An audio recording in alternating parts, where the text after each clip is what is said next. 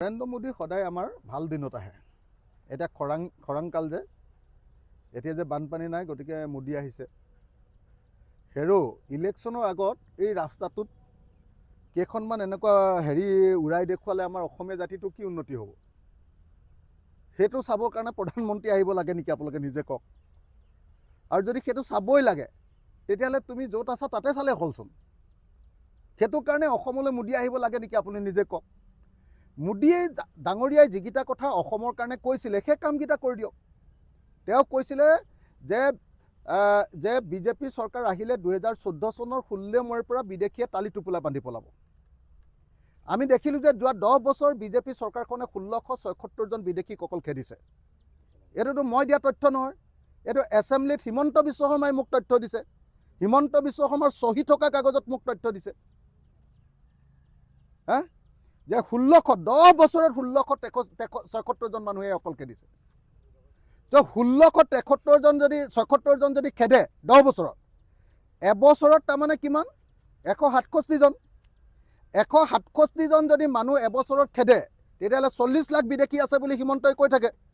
40 লাখ বিদেশী খেদিবৰ কাৰণে কেইবছৰ দিব লাগিব? কেইবছৰ তেওঁ শাসন দিব লাগিব? আমি 40,000 বছৰ, হয়নে নহয়?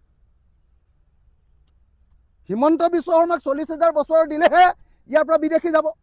তাৰপিছত যে কিছুমান মানুহে হিমন্তক যে তেল মাৰে হিন্দু মুছলমানৰ ৰাজনীতি কৰাৰ কাৰণে, মুছলমানৰ বিৰুদ্ধে এটা কথা কৈ দিলে যে একদম বিৰাট তেল মাৰে, এইকেইটা দালাল হয়নে নহয়?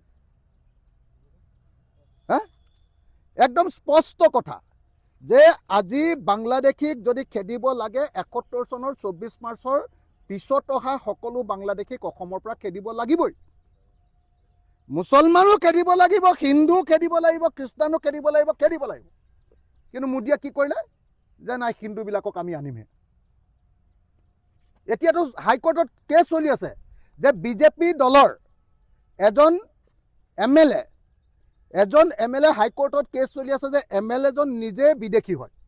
তেওঁ নিজে 71 চনৰ পাছত আহিছে। বিদেশীকে বিজেপিয়ে কৰি দিলে। তাৰ পাছতো কিছুমান মানুহে বিজেপিক তেল মাৰি থাকে। এতিয়া আমাক এইটো লাগে যে বিদেশী কোনদিনাৰ পৰা যাব? যোৱা 10 বছৰ তোমালোকে কি কৰিলা, এই হিচাপটো দিয়া। 1 নম্বৰ। 2 নম্বৰ, মোদীয়ে কৈছিলে যে বানমুক্ত অসম কৰিম। অসমত বানমুক্ত অসম হ'ল নে নাই? অমিত শ্বাহে যে অকল 10টা নে 17টা পুখুৰী খান্দিবলৈ দিছে, সঁচাকৈ সেই 17টা পুখুৰী খান্দিলে অসমৰ বানপানী মুক্ত হ'ব নেকি? এই সময়খিনিৰ ভিতৰত এতিয়ালৈকে মোদীয়ে কিয় আমি কেন্দ্ৰীয় চৰকাৰৰ পৰা পাবলগীয়া টকা, GSTৰ অংশ আৰু কেন্দ্ৰীয় চৰকাৰৰ পৰা পাব লগা যিটো ডিভলিউশ্যন বুলি কয়, সেই ডিভলিউশ্যনটো এতিয়ালৈকে কমপ্লিটলি কেলৈ দি দিয়া নাই? কিয় মোদীৰ দিনতে অসম চৰকাৰে আটাইতকৈ বেছি ধাৰ ল'বলগীয়া হৈছে? ব্ৰহ্মপুত্ৰ নিয়ন্ত্ৰণ কেতিয়া কৰিব? ব্ৰহ্মপুত্ৰৰ 2 পাৰে তেওঁলোকে যে এক্সপ্ৰেছ হাইৱে কৰিম বুলি কৈছিলে, কেতিয়া কৰিব? কেতিয়া? মোদীক আমাৰ এই প্ৰশ্নবিলাকৰ উত্তৰ লাগে। অসম চুক্তি ৰূপায়ণ কৰিম বুলি কৈছিলে যে আখৰে আখৰে, কেতিয়া কৰিব? 6 নম্বৰ দফাৰ ৰূপায়ণ কেতিয়া হ'ব? 6 জনগোষ্ঠীৰ জনজাতিকৰণ কেতিয়া হ'ব?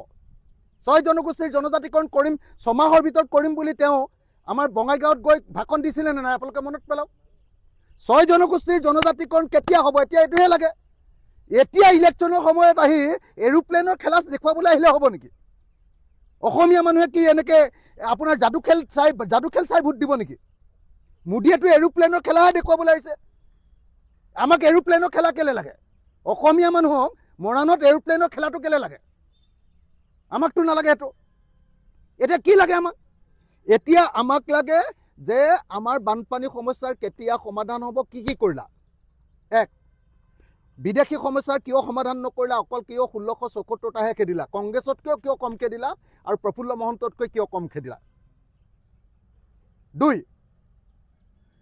3, আমাক লাগে যে অসম চুক্তিখন কেতিয়া ৰূপায়ণ হ'ব?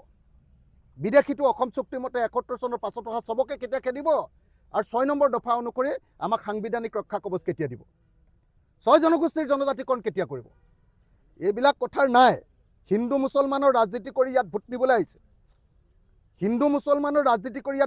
আহিছে। তো এৰোপ্লেনৰ খেলা দেখুৱাই, আমাক যাদু খেল দেখুৱাই, সাপৰ খেল দেখুৱাই, যাদু খেল যে দেখুৱাই এনেকৈ এইটো বজাই, সেইটো দেখুৱাই আমাৰ অসমৰ মানুহৰ পৰা ভোট দিবলৈ আহিছে। মোদী ডাঙৰীয়া, আপোনাৰ কাৰণে বোলে আজি পৰীক্ষা বোলে হেৰি কৰি দিছে, আগুৱাই দিছে বোলে। আৰু আহিবলৈ সময় পোৱা নাই। আমাৰ পৰীক্ষা হোৱা সময়খিনিতে তেওঁ আহিবলৈ পালে। পৰীক্ষা হোৱা সময়খিনিত আমি মাইক নবজাওঁ, বিয়া নাপাতোঁ, তোলনি বিয়া নাপাতোঁ, সেই সময়ত মোদী আহি আমাক ডিষ্টাৰ্ব কৰিবলৈ আহিছে। গতিকে অতি স্পষ্ট কথা, মোদীৰ পৰা আমাক এইবিলাক প্ৰশ্নৰ উত্তৰ লাগে।